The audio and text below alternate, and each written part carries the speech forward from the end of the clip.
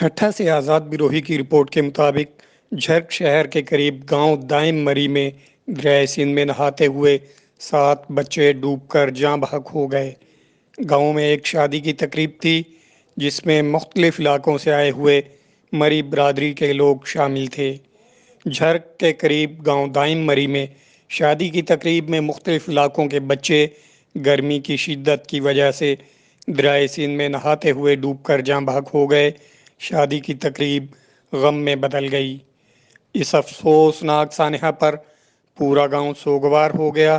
ہر شخص نے سوگوار خاندان سے دلی ہمدردی اور غم کا اظہار کیا۔ مرنے والوں میں 7 سالہ کونچ، 4 سالہ بے نظیر، 4 سالہ بشیرہ، 2 سالہ عامر، 6 سالہ رفیق، 7 سالہ رحیم علی شامل ہیں۔ جاں بحق بچوں میں 5 بچوں کا تعلق نواب شاہ کے ایک ہی خاندان سے ہے۔ جاں بحق ہونے والے بچوں کی لاشیں مقامی افراد نے نکال کر ہاسپٹل پہنچا دیں، جہاں سے ضروری کارروائی کے بعد لاشیں ورثاء کے حوالے کر دی گئی ہیں۔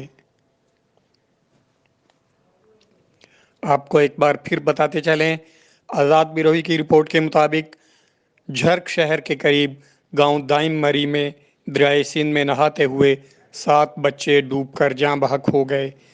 یہ بچے گاؤں میں ایک شادی کی تقریب میں آئے ہوئے تھے، جن میں نواب شاہ سے ایک ہی خاندان کے 5 بچے بھی شامل ہیں۔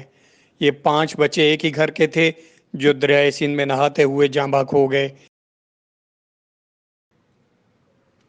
یہ واقعہ جھرک شہر کے قریب دائم مری میں پیش آیا، جہاں پر دریائے سندھ میں نہاتے ہوئے 7 بچے ڈوب کر جاں بحق ہو گئے۔